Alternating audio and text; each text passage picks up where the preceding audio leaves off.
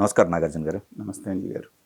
అసెంబ్లీలో land title act రద్దుతో పాటుగా Vijayawada health university title కూడా ఎన్టీఆర్ అది మార్చమని చెప్పేసి కూడా సో ఏకగ్రీవంగా ఆమోదం తెలియజేయడం అయిందండి. సో ఇవన్నీ కూడా ఇవి రెండే తీసుకుందామండి, మిగతావి చాలా ఉన్నాయి, 1 by 1 వస్తాయి. బట్ ఇది కూడా ల్యాండ్ టైటిలింగ్ యాక్ట్ విషయంలో సొంత పార్టీలో ఉన్న వ్యక్తులు కూడా కొంతమంది చెప్పినా కానీ సలహాని పాటించలేదంట. అదేదో రివర్స్ అవుద్ది, ఎందుకు అసలు దాని జోలికి వెళ్ళొద్దన్నా కానీ వినిపించుకోలేదంట. అట్లాగే ఈ పేర్లు విషయం వద్దామండి.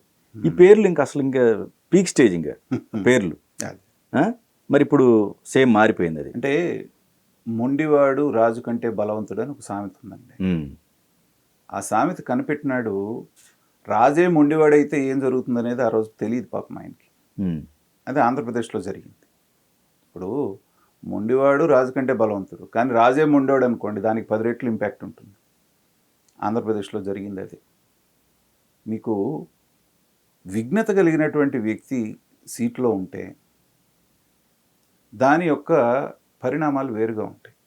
అలా కాకుండా నేను మోనార్క్ని, నేను చెప్పింది అందరూ వినాలి, ఇది ఆంధ్రప్రదేశ్ ప్రజలు నాకు అధికారం ఇచ్చారు కాబట్టి ఇది నా రాజ్యం, సో నేను దీనికి సర్వసత్తాక అధిపతిని కాబట్టి నేనేం చేసినా చెల్లుబాటు అవుతుంది, ఇదంతా నా ప్రాపర్టీ అన్నట్టుగా భావించాడు ఆయన. లేకపోతే అయితే ఆయన ముందే చెప్పాడు, మనం అర్థం చేసుకోవడంలో మనదే లోపం. ఓకే, నా కోరిక ఏంటంటే ప్రతి ఇంట్లో నా ఫోటో ఉండాలి అని చెప్పేస్తేనే ఆయన అధికారం చేపట్టినప్పుడే చెప్పాడు, మా నాన్న ఫోటో పక్కన నా ఫోటో కూడా ఉండాలి అని. మనం అర్థం చేసుకోవడంలో లోపం. సో ఆయన ఇంట్లో మాత్రమే అన్నాడు, కానీ ప్రతి చోట తన ఫోటో ఉండాలనేటువంటి ఒక పిచ్చితోటి, అది పుస్తకమా, పాస్బుక్కా, లేకపోతే అక్కడ ఉన్న సర్వే రాళ్ళా, లేకపోతే ఇంకో చోట అనేది లేకుండా ప్రతి చోట ఈ ఫోటోలు పిచ్చితోటి ఇవాళ ఇక్కడ దాకా తెచ్చుకున్నాడు. మినిమం కామన్ సెన్స్తో ఆలోచిస్తే అంజీ గారు, మిగతా ఆస్తుల కంటే కూడా ఒక పొలము, ఒక స్థలము అనేటువంటిది ఒక మనిషి యొక్క ప్రాణం. దాని జోలికి ఎవరు వెళ్ళినా ఫలితాలు చాలా తీవ్రంగా ఉంటాయి అనేటువంటిది అది కామన్ సెన్స్ పాయింట్. ఇప్పుడు నీతి ఆయోగ్ చెప్తే నేను ఇంప్లిమెంట్ చేశాను అంటున్నారు, మరి బీజేపీ పాలిత రాష్ట్రాలు ఇవాళ చాలా ఉన్నాయి, వాళ్ళు ఎందుకు ఇంప్లిమెంట్ చేయలేదు అనేటువంటి కామన్ సెన్స్ క్వశ్చన్ వస్తుంది కదా. రైట్. పైగా వాళ్ళు చెప్పిన నామ్స్ ఏంటి, నువ్వు పెట్టిన నామ్స్ ఏంటి? ఒకవేళ దీని మూలాన రైతుల జీవితాలంతా మారిపోయేంత గొప్ప పథకం కనుకైతే చేయాల్సింది ఏంటి? అది వాళ్ళ సెంటిమెంట్తో ముడిపడినటువంటి విషయం అయినప్పుడు ఏంటంటే వాళ్ళని ఒక సంవత్సరన్నర పాటు గ్రామాన గ్రామ సభలు పెట్టి, ఇదిగో పాత పద్ధతి మూలాన ఇది ఇబ్బంది ఉంది, కొత్త పద్ధతి మూలాన ఇది మీకు సౌకర్యం ఉంటుంది అని వాళ్ళని కన్విన్స్ చేసి అప్పుడు తీసుకురావాలి చట్టం. ఇలాంటివి మిగతావి ఏదైనా పర్వాలేదు, నువ్వు చెత్త పన్ను వేసావు, ఎవరికి చెప్పాల్సిన పని లేదు. చెత్త పన్ను వేసినోడు చెత్త ఓడరు అనుకున్నారు, వదిలేశారు, కడుతున్నారు. అలాంటి వాటితో పని లేదు.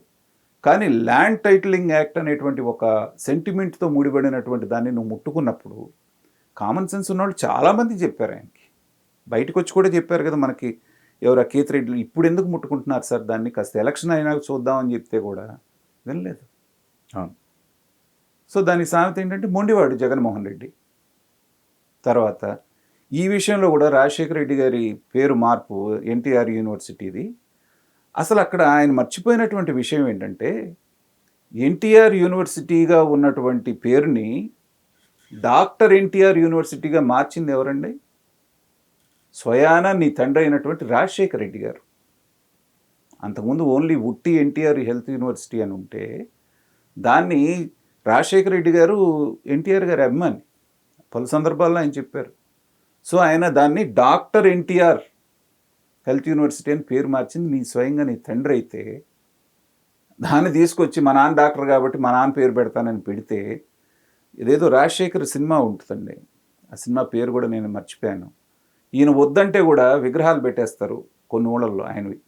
సినిమా యాక్టర్ రాజశేఖర్, దాంట్లో హీరో సూర్యుడు కదా, సూర్యుడు. సో ఏదో అతని మీద చిన్న ఇది రాగానే అదే ఊళ్ళో అదే విగ్రహాన్ని పడగొడతారు. వాడు అప్పుడే చెప్తాడు, నేను చెప్పా కదా నాకు పెట్టొద్దని ఇచ్చేయటం ఎందుకు, ఇవాళ ఈ పరిస్థితి నాకు రావటం ఎందుకు అని. రాజశేఖర రెడ్డి గారు బతికుంటే సేమ్ డైలాగ్ కొట్టేవాడు, ఒరేయ్ మళ్ళీ వేరే మాట వస్తుంది, అది వద్దు. ఎందుకు దీన్ని ఇది చేసావురా? ఇవాళ వాళ్ళు వచ్చి కాలుతో దాన్ని నన్ను ఆ యూనివర్సిటీ పేరు తీసేసి ఆ అక్షరాలన్నీ కాలుతో దంతున్నారు. ఇదంటారా ఒక కొడుగ్గా నువ్వు నాకు చేసేది అనేటువంటి ఆత్మ ఘోష ఇది చేసేవాడు. రోజు మా నాన్న కల్లోకి వస్తాడు, నాకు అర్ధరాత్రి పూట నాతో మాట్లాడతాడని చెప్పారు. మరి ఈ మాట ఆయన రాజశేఖర్ రెడ్డి చెప్పు ఉండడా? నీకు ఇంకా బోల్డ్ ఉన్నాయి కదా, పెట్టుకో బోల్డాటికి. కొత్త కొత్త పథకాలని కొత్త కొత్త పేర్లు పెట్టావు కదా. మీ నాన్న పేరు బోల్డ్ అన్నాడు, ఉన్నాటికి ఎందుకు? పైగా ఎన్టీ రామారావు గారు అంటే పార్టీలకు అతీతంగా ఆయన అభిమానించేవాళ్ళు. మీ పార్టీలో కూడా ఆయన అభిమానులు బోల్డ్ మంది ఉన్నారు. స్వయంగా మీరే ఆయన గొప్పగా పొగిడారు చాలా సందర్భాల్లో. అలాంటిది ఆ పేరుని ముట్టుకోవాల్సిన పని ఏమైంది? ఇవాళ వచ్చారు, పీకి పారేస్తారు. మిమ్మల్ని 11 స్థానాలకు పరిమితం చేసిన తర్వాత వాళ్ళు హాయిగా కావాలనుకుని చేస్తారు. ఇవాళ ల్యాండ్ టైటిలింగ్ యాక్ట్ ఎప్పుడైతే ఫస్ట్ ఆయన 5 సంతకాలు ఒక సంతకం చేశారో ఆ రోజే చంద్రబాబు నాయుడు గారు చాలామందికి దేవుడైపోయాడు. ఎలాగా? మా ల్యాండ్లు పోతాయేమో ఈ ల్యాండ్ టైటిలింగ్ యాక్ట్ లాగా అని చెప్పేసి అని తెలిసి తెలియక బాధపడుతున్నటువంటి రైతాంగం అంతా ఇవాళ హాయిగా ఊపిరి పీల్చుకుంది. ఆయన రాగానే చేసిన పని ఏంటి? ఆ పాస్ పుస్తకాల మీద ఉన్న ఫోటోలు తీసి ఇచ్చారు. అవును. ఏది శాశ్వతమైంది నీకు? నువ్వు వేసుకున్న బిల్డింగ్లకు వేసుకున్న రంగులు శాశ్వతంగా ఉన్నాయా? హైకోర్టు చివాట్లు పెడితే చివరికి గట్టిగా యాక్షన్ తీసుకుంటామంటే వేయటానికి 1300 కోట్లు, తీయటానికి 1300 కోట్లు. ఎవరి డబ్బు? సో ఇలాంటి అనాలోచితమైన నిర్ణయాలు తీసుకొని భస్మాసుర హస్తంలాగా తన్నెత్తిన తను పెట్టుకోవటమే కాకుండా రాష్ట్రాన్ని నాశనం చేశాడు. ఇది కదా బాధపడుతుంది మనం. నువ్వు సమయాన్ని, డబ్బుని, రిసోర్సెస్ని రాష్ట్ర అభివృద్ధికి, అది కూడా ఎలాంటి రాష్ట్రం? అప్పుడప్పుడే విభజన ఖాయం అనేటువంటిది పచ్చిగా ఉంది, ఇంకా పూర్తిగా నయం అవ్వలే. రాజధాని ఏదో తెలియనటువంటి పరిస్థితుల్లో అప్పుడప్పుడే మొగ్గదొడుగుతున్నటువంటి వాటిని మొక్కలోనే తుంచేసి ఇలాంటి వికృతమైన చేష్టలన్నీ చేస్తూ ఇది చేస్తే మార్చకేం చేస్తారు? మీరు ఇవాళ సభ చూడండి ఎలా ఉంది. ఒక డిగ్నిఫైడ్గా, డీసెంట్గా జరుగుతాం. చాలా రోజుల తర్వాత, చాలా రోజుల తర్వాత ఎంత ముచ్చటేస్తుందంటే, అంతకుముందు సభ సరే వీళ్ళని ప్రతిపక్షాన్ని ఎడిదిరిగి వాళ్ళు బయటికి వెళ్ళిపోయిన తర్వాత కూడా జగనన్న నువ్వు ఇంత బారు, నువ్వు అంతలావు అని ఒకళ్ళు పోగొట్టడం, ఒక ఆయనేమో పద్యాలు చదవటం, ఒక ఆయనేమో పాటలు పాడటం, ఇదేగా మనం 5 సంవత్సరాలు చూసింది. సబ్జెక్ట్ మీద ఒక డెప్త్ అయినటువంటి విశ్లేషణ కానీ డిస్కషన్ కానీ చూసి ఎన్నాళ్ళైంది మనం అసెంబ్లీలో?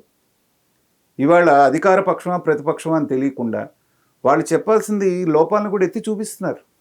ఇవాళ విష్ణుకుమార్ రాజు మాట్లాడారు పోలీస్ వ్యవస్థలో జరుగుతున్నటువంటి ఇబ్బందులు. నిజంగా వాళ్ళు పడుతున్న కష్టాలు మనం పోలీసుల్ని విమర్శించడం చాలా తేలిక, కానీ వాళ్ళకి వారాంతపు సెలవులు ఉండవు.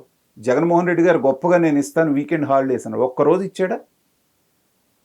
పైగా నెల మొత్తానికి కలిపితే వాళ్ళకి 120 వెహికల్కి 120 లీటర్లేనంట వాళ్ళు ఇచ్చేది. 4 లీటర్లు పర్ డే చొప్పునిస్తే ఆయన చెప్తున్నాడు పోలీస్ వాహనం కంటే స్కూటర్ ముందు వెళ్ళిపోతుందండి, డొక్కు వాహనాల్లో తిరుగుతున్నారు.